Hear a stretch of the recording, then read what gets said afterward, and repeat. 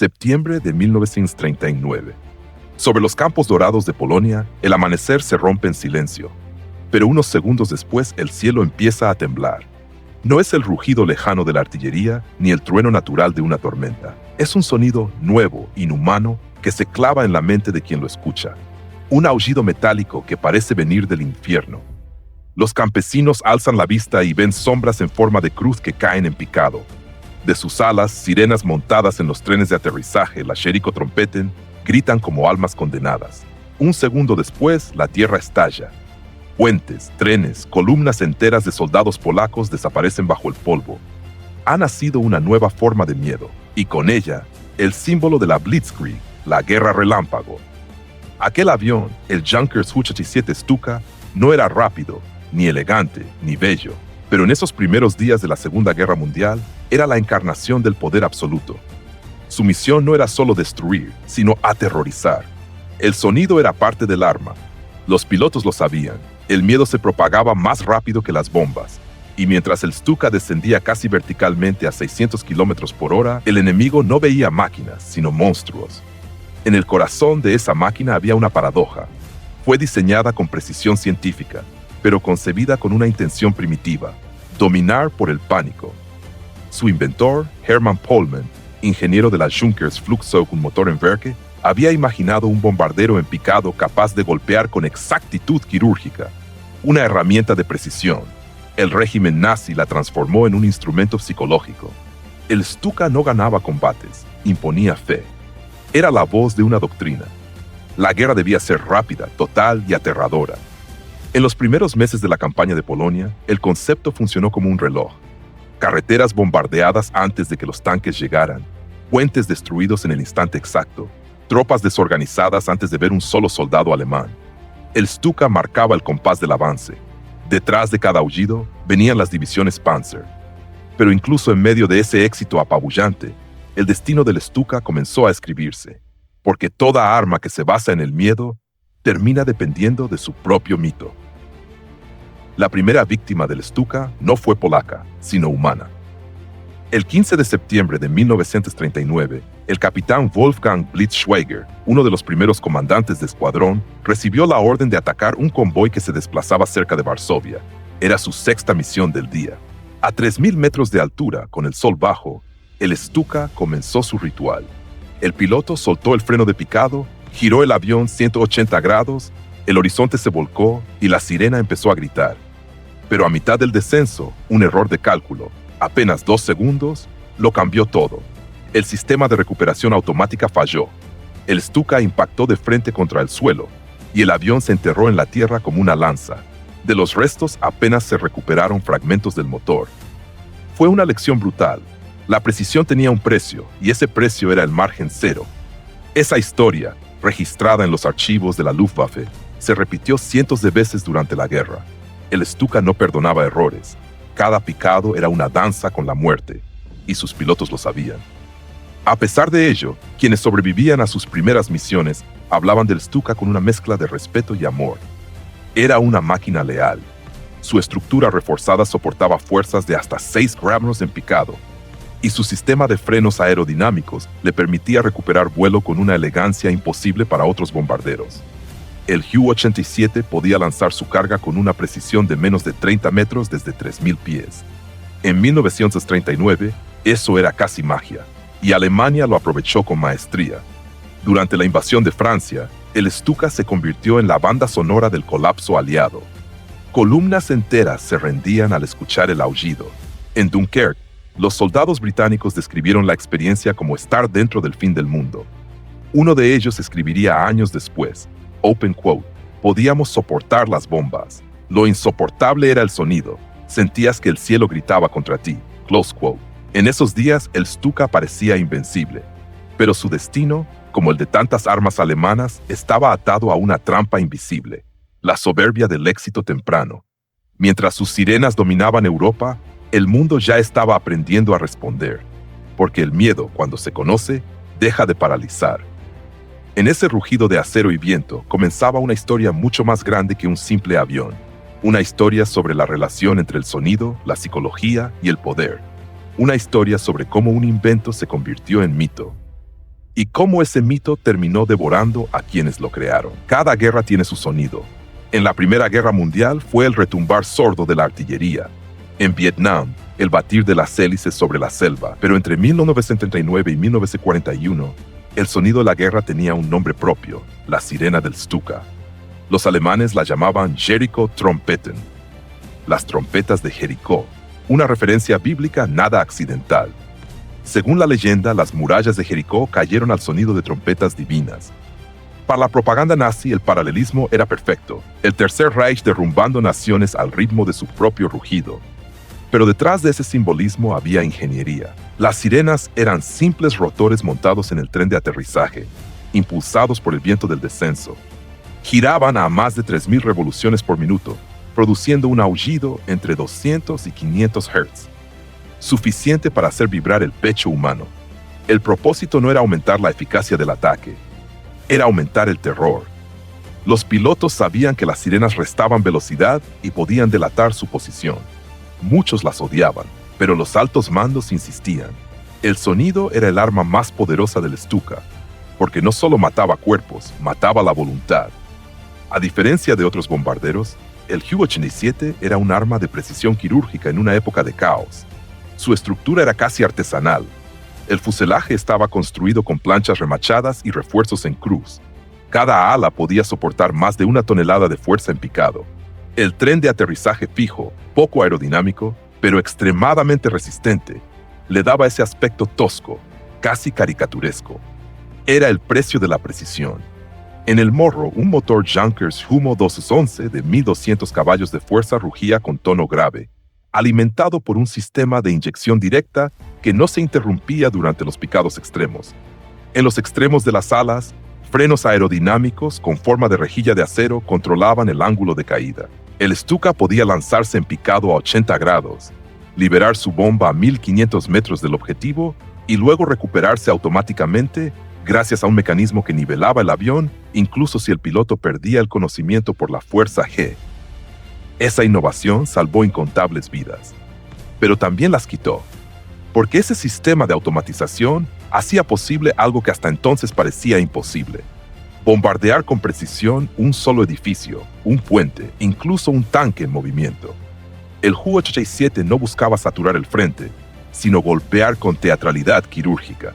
Su objetivo era demostrar que la tecnología podía reemplazar la masa, que el miedo podía ser más eficaz que los números. Y lo fue. Durante las campañas de Polonia, Noruega y Francia, el Stuka se convirtió en la voz del Reich. En cada ofensiva, los altavoces de la radio alemana retransmitían los ataques como si fueran un espectáculo. Las trompetas de Jericó abren el camino para la nueva Europa, decía un locutor en 1940, mientras las bombas caían sobre Rotterdam. El terror era propaganda, y la propaganda era estrategia. Pero esa precisión tenía un precio oculto. El Stuka era una máquina diseñada para dominar bajo condiciones perfectas. Cielos despejados, control aéreo total, blancos sin defensa. En cuanto el enemigo aprendió a mirar hacia arriba, su reinado comenzó a tambalearse. Durante la batalla de Gran Bretaña, el mito del Stuka se encontró con su primera realidad, la del cazador cazado. Los lentos bombarderos alemanes, que apenas alcanzaban los 390 km/h, se convirtieron en presas fáciles para los ágiles Spitfire y Hurricane británicos. En cuestión de semanas, la Luftwaffe perdió más de 1/3 de sus Stukas. El propio Göring ordenó su retirada de los cielos ingleses en agosto de 1940. El arma del terror había sido derrotada por la simple física: velocidad contra lentitud, maniobra contra rigidez.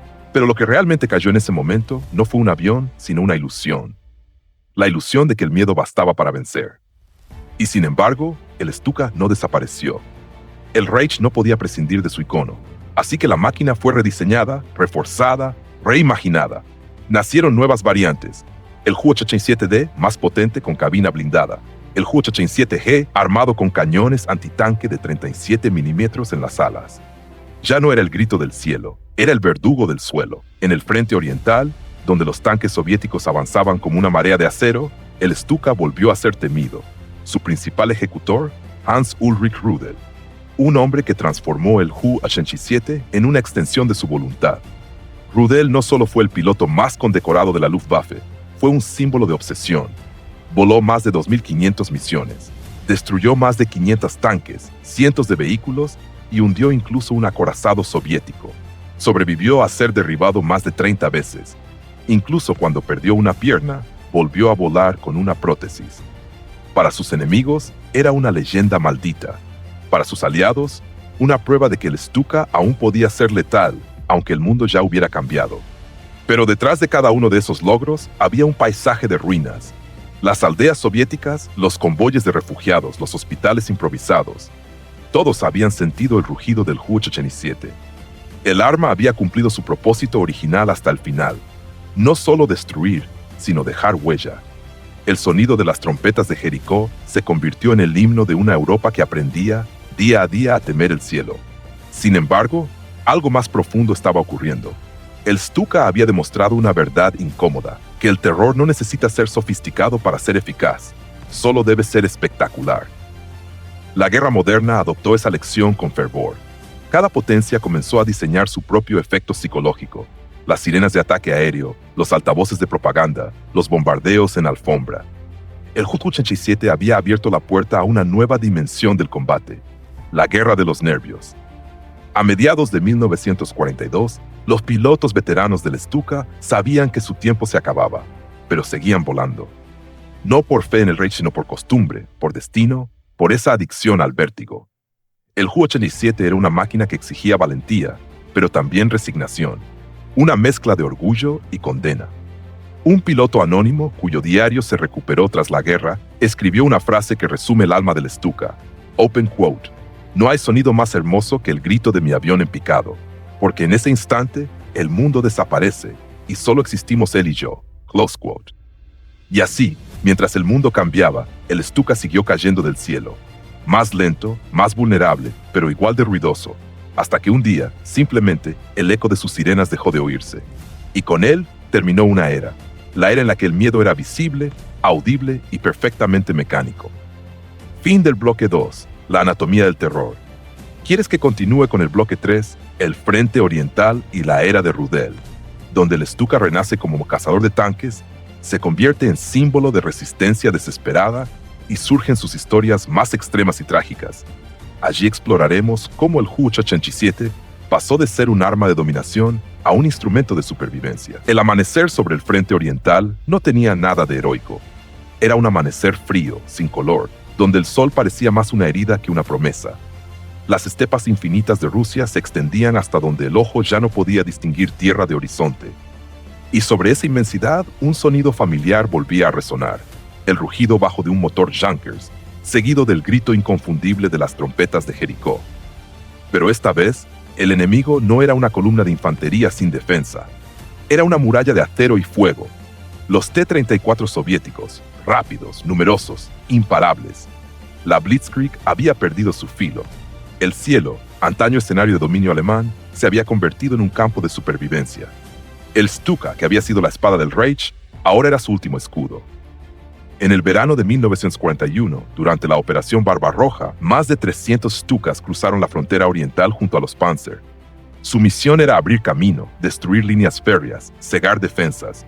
Durante las primeras semanas, lo lograron.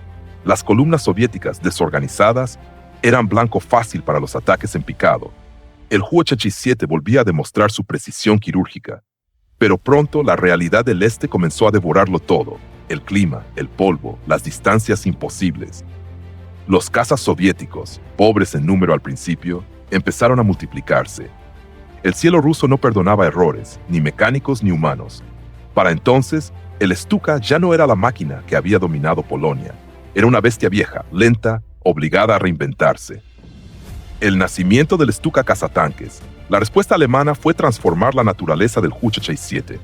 Ya no sería un bombardero de precisión, sino un verdugo de blindados. En 1943 apareció el Ju-87G2, una variante grotesca y letal. Bajo cada ala colgaba un cañón Flak 18 de 37 milímetros, con apenas de proyectiles por arma. Cada disparo era como un martillo de acero golpeando desde el cielo. El avión debía volar bajo, casi rozando las copas de los árboles, acercarse a los tanques soviéticos y disparar en el ángulo justo, en la parte trasera donde el blindaje era más débil.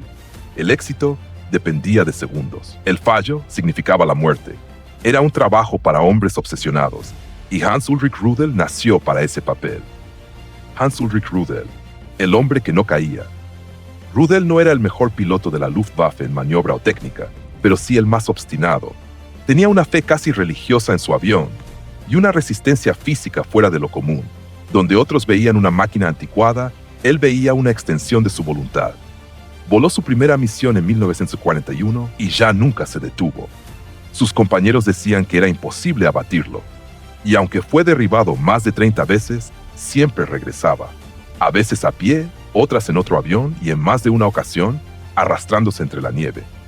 En diciembre de 1941, durante un ataque al acorazado soviético Marat en Kronstadt, Rudel se lanzó en picado directo sobre el puerto, a pesar de la antiaérea. Liberó su bomba a menos de 800 metros y logró un impacto directo en el depósito de munición del barco. El Marat explotó con tal fuerza que la onda expansiva alcanzó al propio Stuka. Rudel apenas logró estabilizarlo. Fue la primera vez que un piloto hundió un acorazado con un bombardero en picado. Ese día, el Stuka recuperó su leyenda, aunque por última vez. Con el paso de los años, Rudel se transformó en el último caballero del cielo alemán. Mientras la Luftwaffe se desmoronaba, él seguía atacando columnas de tanques soviéticos, uno por uno, día tras día. Su avión era un fósil vivo, una reliquia que se negaba a morir. En el invierno de 1944, fue alcanzado por fuego antiaéreo. El proyectil le destrozó la pierna derecha. Le amputaron bajo la rodilla. Semanas después, volvió a volar con una prótesis. Un médico militar anotó en su informe "paciente psicópata funcional. Negativa patológica a aceptar limitaciones físicas". Pero Rudel no era un psicópata. Era el producto perfecto de una guerra que no sabía cuándo rendirse. El frente del hielo. A medida que la guerra avanzaba hacia su final, el Stuka se convirtió en un símbolo trágico de resistencia desesperada. En el invierno de 1944-45, ya sin combustible suficiente, sin superioridad aérea y con apenas un puñado de pilotos experimentados, los Ju-87 despegaron una y otra vez para cubrir las retiradas alemanas. A veces sin bombas, otras sin munición, solo para fingir un ataque y frenar el avance soviético por unos minutos. Los diarios soviéticos de la época mencionan esa extraña mezcla de respeto y odio hacia los Stukas. Los llamaban los cuervos de la desesperación. Sabían que eran lentos, sabían que eran vulnerables, pero también sabían que cuando aparecían, alguien moriría. En enero de 1945, durante la defensa de Prusia Oriental, un grupo de 3 Stukas atacó una columna de tanques soviéticos a pesar de la neblina y la nieve. Uno fue derribado. Otro se estrelló al intentar aterrizar en un camino helado. El tercero, pilotado por un joven de 19 años, impactó su último objetivo y no regresó. En su avión hallaron una nota pegada al tablero. "Volamos porque aún hay alguien abajo esperándonos". Esa frase se convirtió en el epitafio del Stuka. El fin de la máquina del miedo. En abril de 1945, cuando Berlín ya estaba en ruinas, apenas quedaban unas decenas de Stukas operativos. Los que aún podían volar lo hacían al amanecer o al atardecer, cuando el cielo cubría sus sombras. Sin sirenas, sin fanfarrias, sin propaganda. Solo el rugido viejo de un motor exhausto. Hans Ulrich Rudel realizó su última misión el 8 de mayo, el mismo día en que Alemania se rindió. Voló bajo, en silencio, lanzó su última bomba sobre un puente y regresó. No para celebrar, sino para mirar a su alrededor. Un aeródromo vacío, un país que ya no existía, un avión que pronto sería chatarra. Esa noche, mientras el fuego de la derrota iluminaba el horizonte, los mecánicos destruyeron los últimos Ju-87 para que no cayeran en manos enemigas. El ruido de las explosiones fue lo más parecido al grito de sus sirenas que se escuchó en años. El Stuka había nacido como símbolo de poder y terminó como monumento al sacrificio inútil. Fue la primera arma del siglo XX que convirtió el miedo en táctica, el sonido en herramienta, la precisión en religión, pero también fue la última que creyó que el valor podía compensar la realidad. Hans Ulrich Rudel sobrevivió a la guerra, el Stuka no, pero su eco siguió resonando en la historia de la aviación y en los sueños de todos aquellos que alguna vez levantaron la vista y vieron cómo el cielo rugía. En el frente oriental, donde el frío parecía no terminar nunca, los aldeanos contaban una historia mucho después del final de la guerra. Decían que, algunas noches de viento, podía oírse aún el eco lejano de las trompetas del Stuka sobre el bosque, no como un presagio de muerte, sino como un recordatorio de que hubo un tiempo en que el miedo tenía alas. Fin del bloque 3, el Frente Oriental y la era de Rudel. ¿Quieres que continúe con el bloque 4, la caída del ídolo, donde exploraremos el ocaso del Stuka, cómo su mito fue desmantelado tras la guerra, su papel simbólico en la propaganda y lo que representó para la memoria colectiva del siglo XX? Cuando las sirenas del Stuka dejaron de sonar, el silencio fue absoluto. Durante 6 años, aquel grito había sido la banda sonora del miedo en Europa. Ahora solo quedaba el eco, disperso entre ruinas, campos calcinados y cielos vacíos. El fin de la guerra trajo consigo una purga de símbolos: las águilas de los uniformes, los estandartes, los discursos y también las máquinas que habían encarnado el poder del Reich. El Stuka, alguna vez orgullo de la Luftwaffe, se convirtió en un testigo incómodo, demasiado asociado al terror, demasiado reconocible para ser olvidado. Los aliados lo estudiaron brevemente, lo fotografiaron, lo desarmaron. Algunos ejemplares terminaron en museos, otros fueron destruidos junto a los escombros de las fábricas de Junkers. Pero su imagen sobrevivió, inmortalizada en los noticieros y en la memoria de los que lo escucharon alguna vez descender. Del mito a la memoria. En los años posteriores, los historiadores y los cineastas intentaron explicar el fenómeno del Stuka, no como una proeza técnica, sino como un fenómeno cultural. El primer ejemplo de cómo la tecnología podía diseñarse no solo para matar, sino para sentir miedo. El Ju-87 había logrado algo que ningún avión antes ni después consiguió: convertir el sonido en arma psicológica masiva. No importaba su rendimiento ni su aerodinámica. Lo que lo hizo legendario fue su aullido, un diseño concebido con frialdad científica que, sin embargo, apelaba a los instintos más primitivos del ser humano. Esa dualidad, la precisión mecánica y el terror emocional, definió a toda una generación de armas. El Stuka fue el modelo para entender cómo la guerra moderna no solo se lucha en el campo de batalla, sino también en la mente. El juicio de la historia. En los tribunales de Nuremberg, el Stuka no apareció como acusado, pero su espíritu sí estaba presente. Los testigos hablaban del terror aéreo, de las ciudades arrasadas, de los civiles que huían al oír su rugido. El mundo se preguntaba si la tecnología podía considerarse culpable, si una máquina, por cumplir demasiado bien su propósito, podía cargar con una parte del crimen. Los ingenieros de Junkers defendieron su creación como una herramienta neutral. Decían, el Stuka fue diseñado para ser preciso, no cruel. Pero la historia respondió con una lección amarga. No existe neutralidad cuando la perfección se aplica al horror. El avión que gritaba. Con el paso de las décadas, el Ju-87 se convirtió en icono visual. Apareció en películas, libros, videojuegos, documentales. Pero en cada representación, su esencia seguía siendo la misma: un monstruo mecánico que caía del cielo. Su silueta, con el tren fijo y las alas en forma de gaviota invertida, se volvió la sombra del miedo. Los veteranos británicos y soviéticos que sobrevivieron a sus ataques raramente podían hablar del sonido. Algunos lo comparaban con un lamento humano, otros con un trueno que nunca terminaba. El historiador británico Anthony Beevor escribió, open quote, «Los hombres que oyeron al Stuka en picado nunca olvidaron el sonido. Era la voz de la guerra moderna, impersonal, amplificada y absolutamente despiadada». Close quote. El fin del miedo visible. En la era posterior a 1945, las guerras cambiaron de rostro.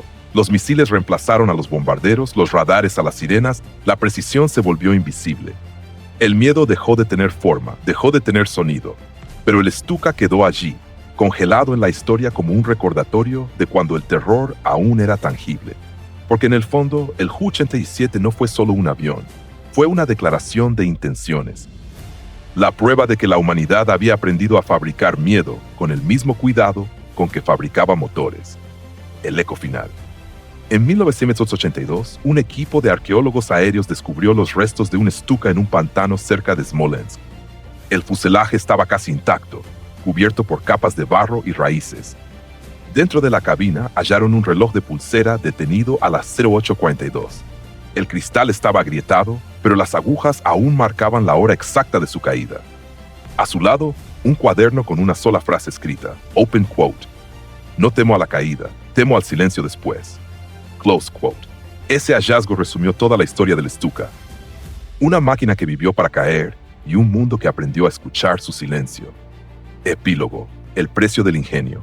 Cada guerra crea su propio ídolo y cada ídolo acaba cayendo.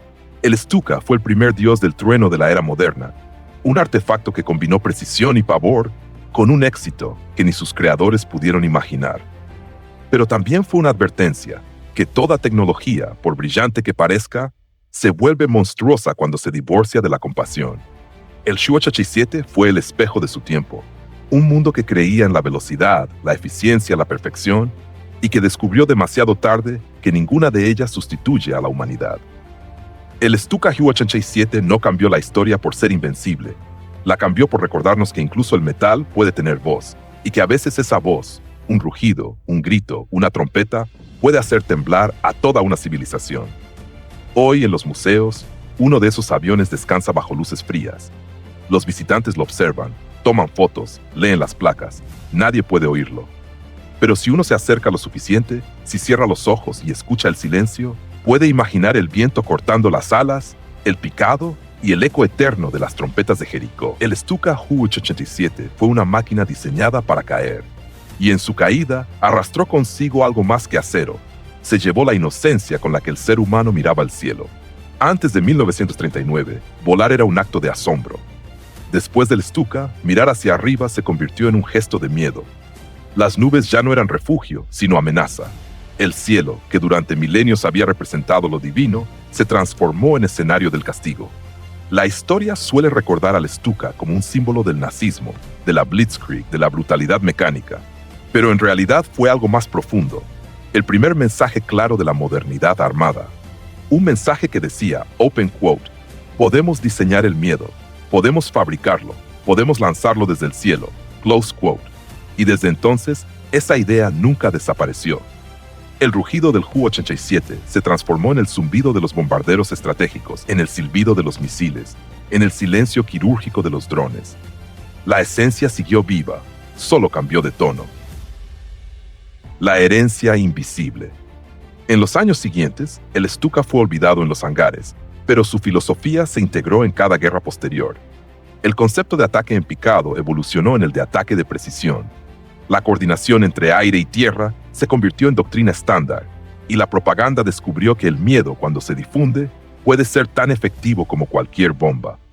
El Hue 87 había demostrado que el terror puede industrializarse, que la psicología es tan poderosa como la pólvora, y esa fue su victoria más duradera. El eco moral, cada generación hereda los fantasmas de la anterior, y el del Stuka sigue ahí, invisible pero persistente, porque en el fondo, su historia no trata solo de un avión, sino de una pregunta que la humanidad aún no ha sabido responder. Open quote. ¿Hasta dónde estamos dispuestos a llegar para ganar? Close quote. El Stuka no fue ni el primero ni el último en recordárnoslo, pero fue el más honesto. No escondía su propósito. Su forma, su sonido, su caída, todo en él gritaba una verdad incómoda. La guerra no busca justicia, busca eficacia. Y esa eficacia, fría, precisa, calculada, fue lo que lo hizo tan humano y tan monstruoso al mismo tiempo. El último vuelo. Hoy, en un hangar silencioso del Museo de la RAF, descansa uno de los últimos Stukas conservados en el mundo.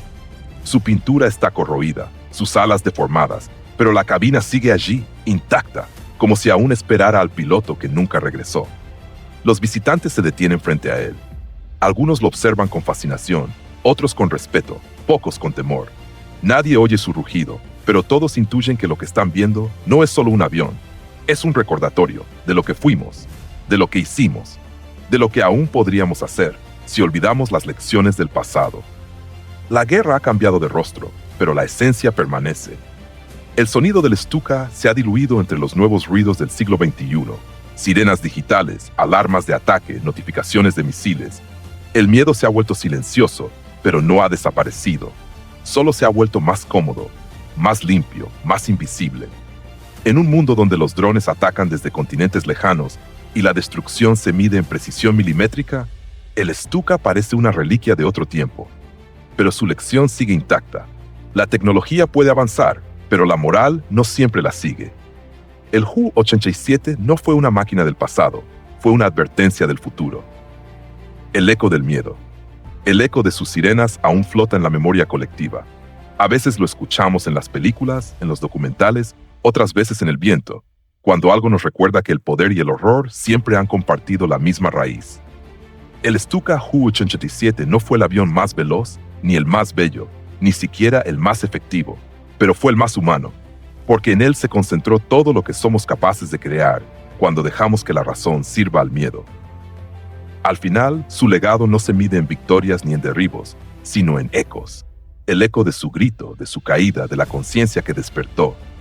Cada vez que el viento sopla entre las alas oxidadas de los pocos que aún sobreviven, parece decirnos lo mismo. Open quote, el miedo puede volar, pero también puede caer.